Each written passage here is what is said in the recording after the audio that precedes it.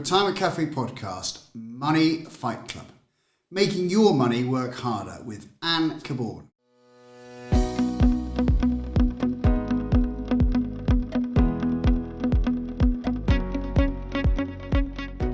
Hello and welcome to another episode of the Retirement Cafe podcast with me, your host, Justin King. If you're thinking about your retirement or already retired, you're in the right place. My aim is to help you plan for and live a successful and meaningful retirement. Retirement is far more than just a financial event. It's a significant life event, a major transition, which will bring with it new challenges and opportunities. So each episode contains tips, information, and inspiration to help you feel more informed and confident about your retirement. I hope you enjoyed today's episode. Hello and welcome. I'm really pleased you could join me for the latest episode of the podcast. This week, I'm delighted to welcome Anne Caborn. Anne started her career as a journalist, writing for national newspapers and magazines. But she's an entrepreneur at heart. Her first business was selling daffodils to the neighbours in her street when she was only 8 to raise money for charity. In the 80s, she compiled the first British rich list for Money magazine, which fueled a fascination with the psychology of money. She then went on to found Make It and Mend It and write Money Fight Club, a book encouraging you to change the way you think about money. In our conversation, Anne shares her experience as a journalist, going freelance and being asked to write the first British rich list. She also shares what led her to writing Money Fight Club and the book's aims, all against the fascinating backdrop of her life story and the opportunities she's grasped along the way, including her most recent foray into teaching yoga. And has a really interesting life story to share, so I hope you enjoy listening and watching to our conversation. Welcome to the Retirement Cafe podcast, Anne Caborn. And thank you very much indeed for having me. Pleasure to chat to you today, Anne. I'm really looking forward to it. Now, I understand that you're on the south coast in Brighton, and are you retired? Are you thinking about retirement? Where are you at in life? That's an interesting term, isn't retirement. I think I'm selectively retired. The reality is I am working less than I was a few years ago and have the great privilege and good luck to be able to pick and choose.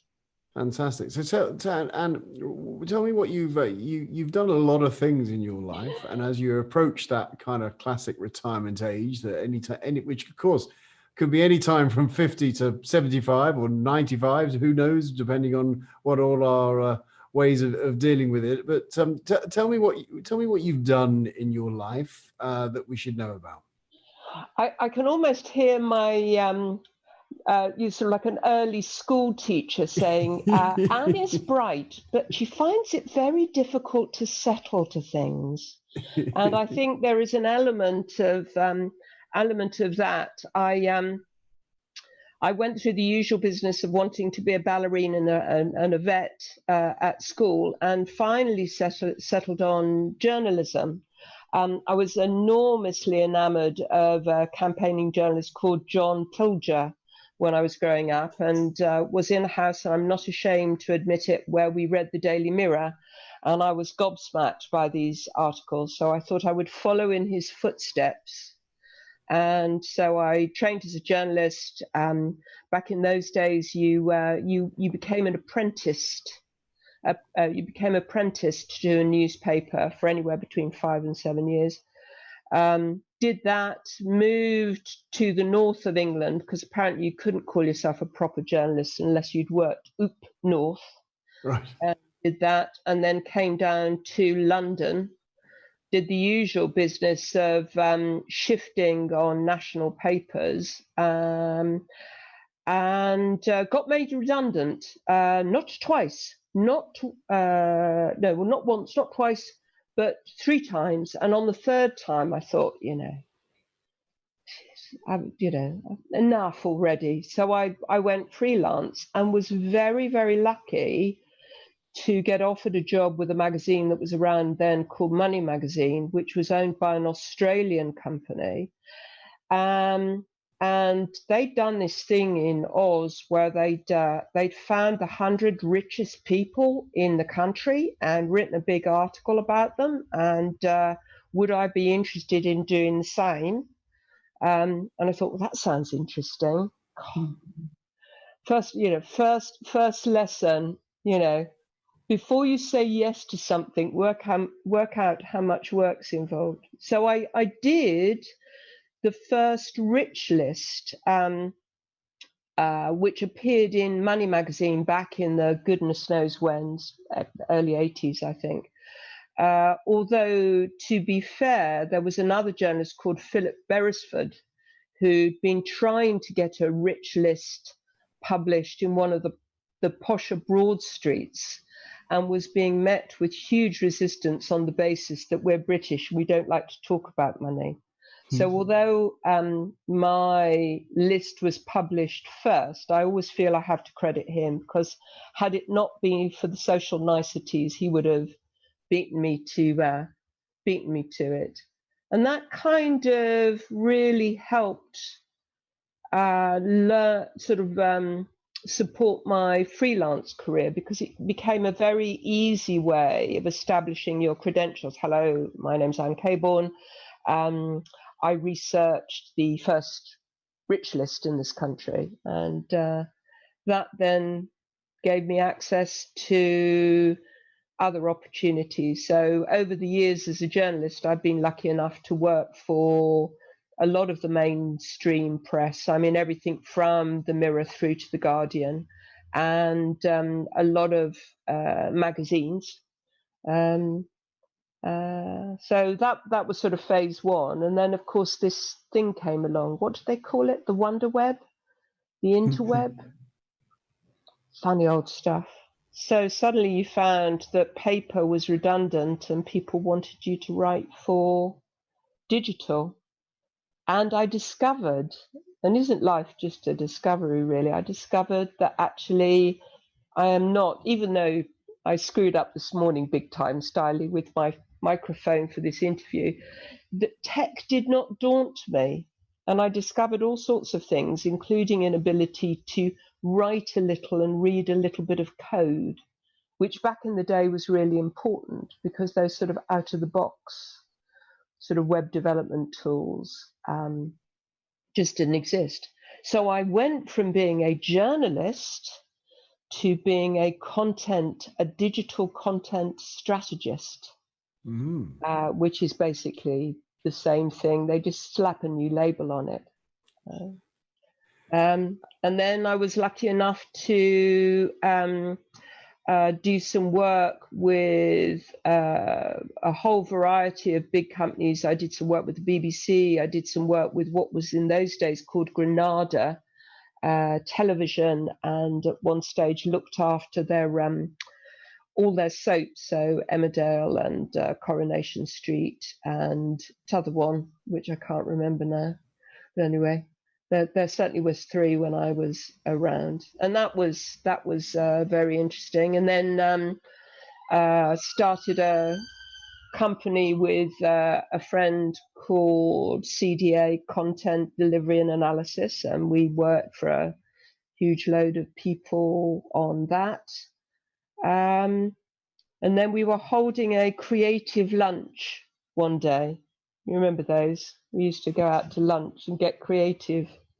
And just with a group of people, very interesting people from various walks of life. And over about the second or the third bottle of Sauvignon Blanc, we came up with the idea, isn't it a pity that we chuck so much away?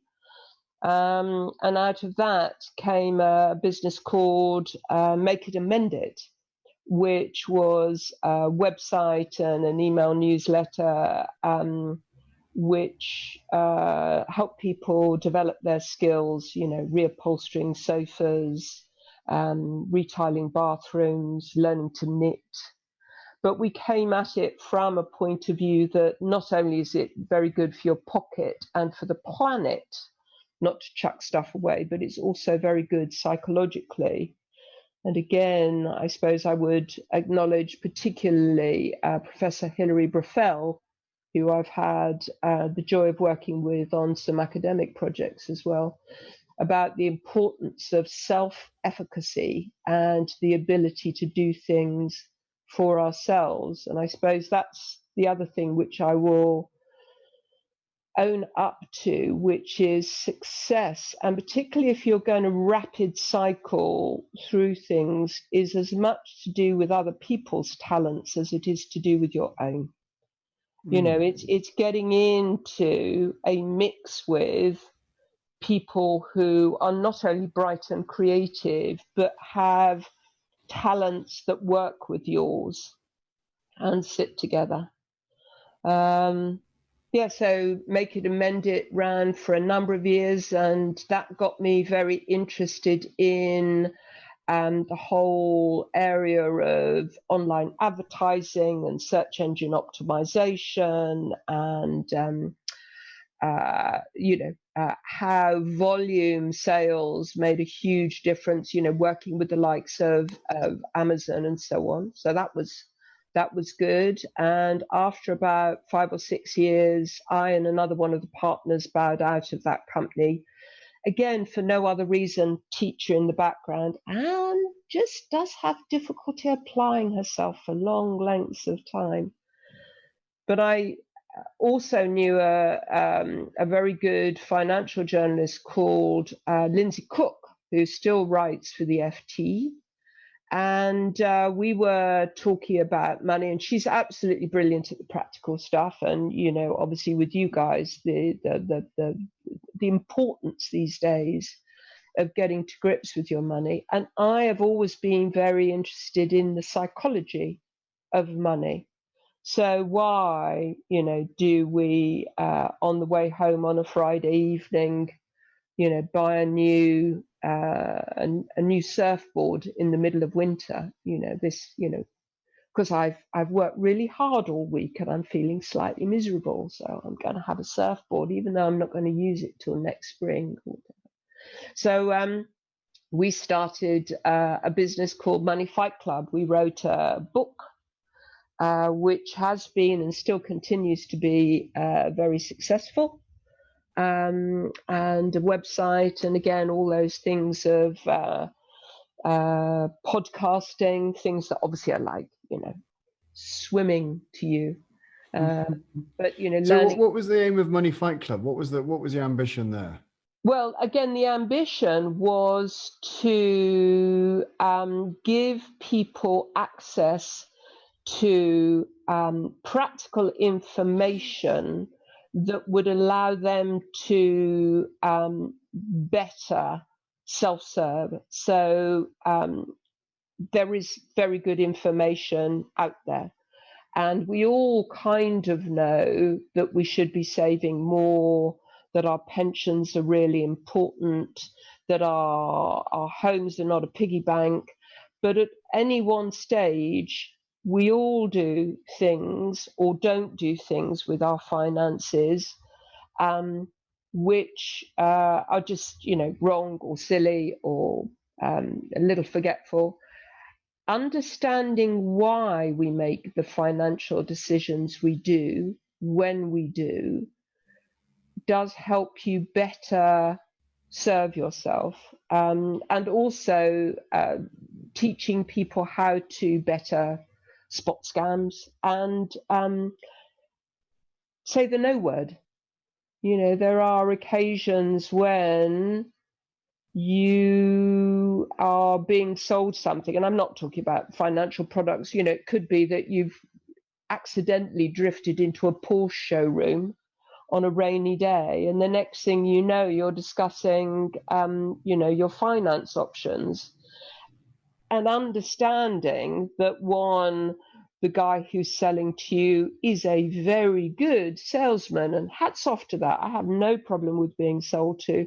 But one of the reasons you're in danger of making a wrong financial decision is because you're being driven by something other than the financial decision. So you're being driven by the fact that it's Friday and your boss just shouted out to you, or you've just found out that you can't have the 2 weeks holiday in the summer that you wanted to, or the kids are being a pain, and suddenly you want to treat yourself. And the guy who sells to you is very good at selling to you. Absolutely. Now, of course, this type of emotional response to buying stuff. Of course, it isn't just the someone who could even think about going in the Porsche garage. It's people right across, isn't it? From the top of the trees right the way down to the more economically challenged parts of our community. So how do we, obviously education is one point, but in essence we're dealing with emotion here, aren't we? We're doing it with the feelings are making us or guiding us towards making financial decisions. And I think a lot of us would love to believe that we're all absolutely perfectly rational with our money, and we work out exactly, economically what the best mortgage is, and whether with the right house to buy, or the right relationship to get into, or whether we should buy that thing on a Friday night, or the eBay purchase at 2:00 in the morning after maybe 1 or 2 glasses of wine. I've heard that too. Yeah. So how do people counteract, in essence, that they seem to be the human behavior with a hopefully an economic and rational behavior of which we maybe in the cold light of day would look at it and go, okay, well, I made a sensible decision yesterday. No, I mean that's a good question, as they say. I think there are some rules of thumb that work for virtually everything, which is, first of all, buy, don't be sold to. So if you decide that you want to change car insurer, then sit down on an afternoon when you've got a little bit of time and do some research on car insurance policies. Don't go with the quote that handily drops into your inbox from a provider where you may have a couple of years ago put in the renewal date on your policy. It might turn out to be the best policy. It might not.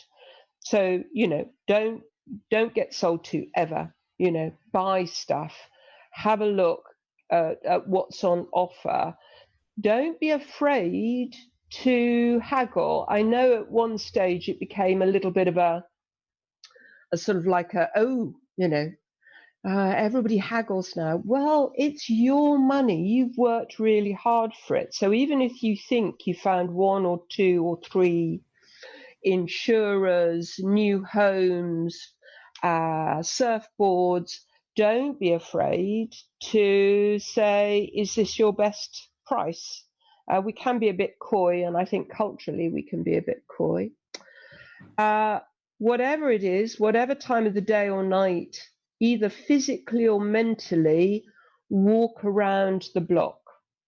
There is something about purchase and not only what's happening mentally, but also the chemicals that are going on that give us that slight endorphin rush.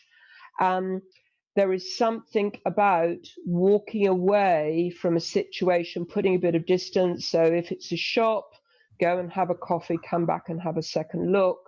If it's that deal, first of all, the thing that says, well, unless I sign you up now, this deal goes, might be true 1 case in 1,000, but most of the time when you go back, the deal is still there. It might have even been improved on. So always walk around the block. And with the exception of the really important stuff. So the really important stuff is the roof over your head, the heat in your radiators. Yes, obviously things like pensions. There's a whole load of stuff that we get our knickers in a twist over that really we don't have to buy, and we certainly don't have to buy today or this week or possibly even this year. So practice not buying stuff.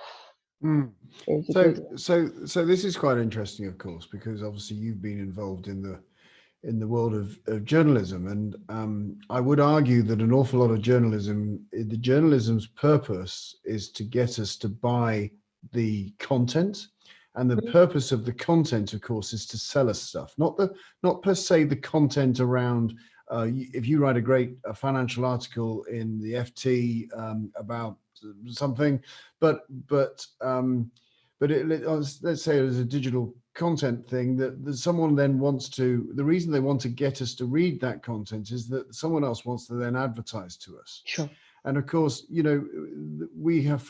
this is the whole purpose of Facebook, was actually so that they could. The reason you give them your information is that then advertisers can sell you products. So every time you open up that Facebook, its purpose is there to sell you products, nothing more.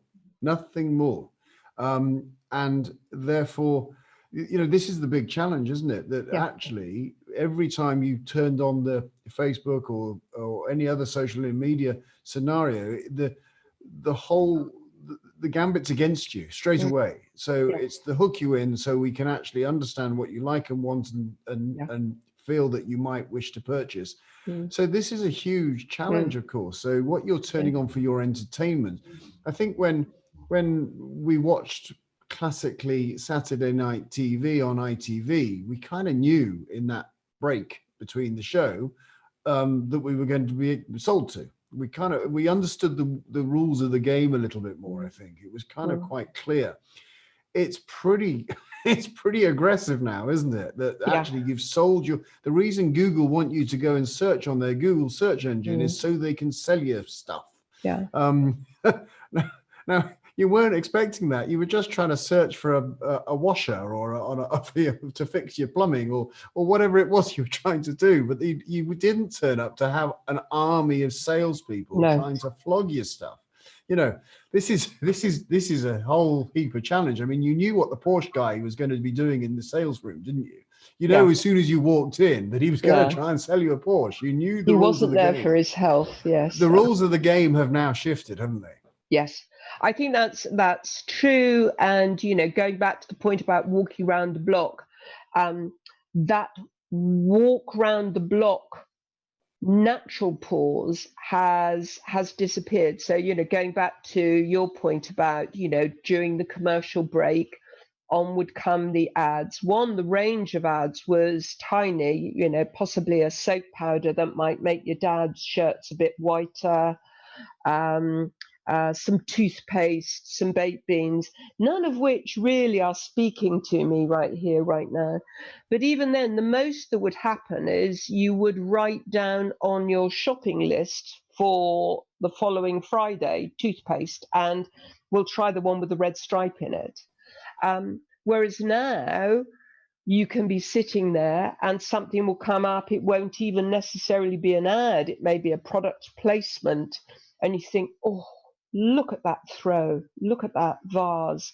And the next thing, either using the same device or another device, you're into your Amazon account or something else, and that purchase is made. So that that natural cooling off period has gone. You're absolutely right. And that's why I think being aware of why we do what we do. I mean, these days as a sort of like a kind of retired person, one of the things that I do or trained to do was to teach yoga. So I teach yoga.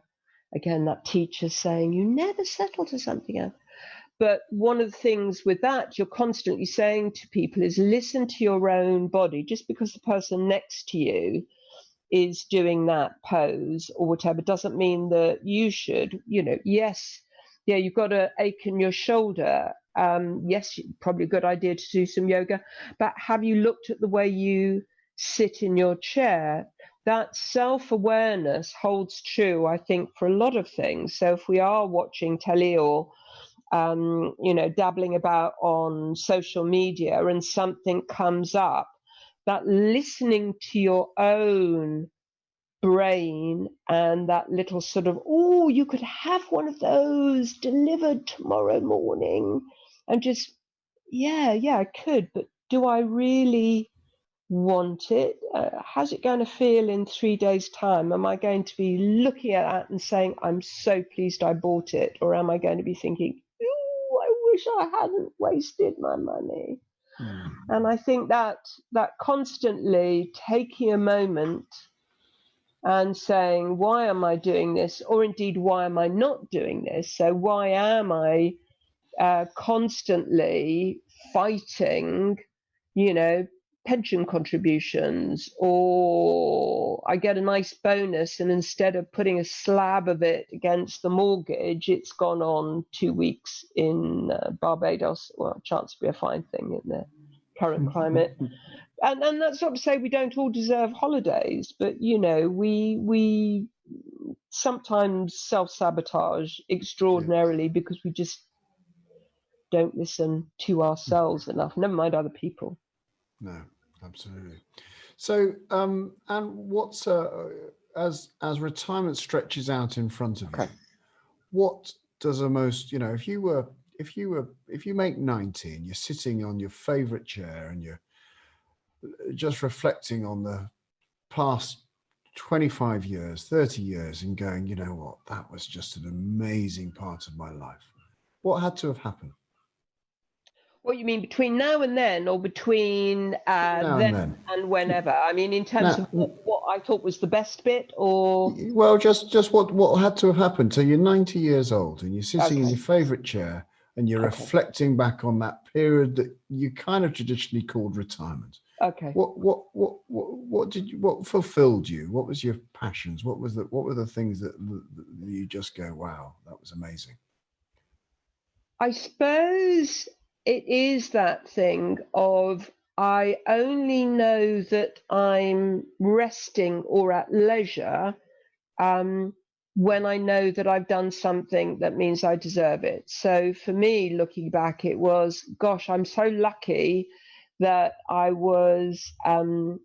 kept enough of my muscle power and my brain power to continue to be able to, let's not beat about the bush, generate some income, because that work part of the day is, for me, very much what makes the leisure part of the day so enjoyable. I think there is something about stay curious. So I have been lucky enough to align myself with interesting, curious people who have interesting skill sets, and I suspect that will continue to be an important part of it. So very few things can you carry the whole burden on your own. So who's standing next to you? How are they helping get me to my, can we change it from a comfy chair at 90 to a really incredible beach? I can, The chair can be on the beach. It's no problem. Okay. I'll go with that. I'll go with that. But yes, so it will be, I've been so lucky to have been with people where ideas have cropped up, which have turned into something which one might call the work part of the day. And I think the other thing, which I do think becomes difficult as you get older, which is that I've been willing to and brave enough to give it a go. Sometimes, and I can think of moments in the past, and the Rich List was one, where when they asked me to do it and I had no terms of reference for it, there was a bit of me that said, oh, I can't do this. I'm scared. What if I make a complete and utter, mess of it? And, I didn't. I said yes, and it worked out. And if I look at my career, there's usually been a point where I've thought, oh, gosh, I'm going to be found out if I say yes to this. So that I've continued to be brave. So good people with good skill sets that match mine, enough marbles and muscle power to bring the whole thing together, and just a tiny little bit of bravery on the basis that, what's the worst that can happen? And I think finally, because I know this for a fact, which is I regret the things I didn't do more than the things I did do, even if they were a complete dog's breakfast. Fantastic. Fantastic. Well, that's wise words, I think, for anybody in any stage of life. And I wish you a most wonderful future retirement, if that's what we want to call it. I think you're going to stay curious. You're going to have the people around you to empower you and to achieve everything you want to. And it sounds like you've got buckets full of courage. So I wish you all the success in the future. Thank you, Anne, for joining me on the podcast this morning. It's really been a pleasure to chatting to you. Thank you, Anne Caborn. Thank you. Thanks once again to Anne for sharing her story with me. To find out more about Money Fight Club, please check out the show notes on our website at theretirementcafe.co.uk, where you'll find all those useful links mentioned. As ever, if you've enjoyed this episode, please share it with someone else, share it with a friend, and if you can, leave a review on Apple Podcasts. And be sure to subscribe either on our website or your preferred podcast player. I would like to quickly take some time to thank Healthy Aging by Design for writing a 5-star review saying, "Important stuff this. Healthy aging is so much more than simply having financial stability, but actually having a purpose in life." Well, I couldn't agree more, and I'm glad you're enjoying the podcast. Thank you so much for writing such a great review. Did you know all the podcasts are available to listen to or watch on my YouTube channel? And if you prefer to watch my conversations, simply head to YouTube and search for Justin King MFP, where you'll also find a whole series of other videos to help you plan for and live a successful retirement. So until next time, I'm Justin King, helping you feel more informed in your retirement.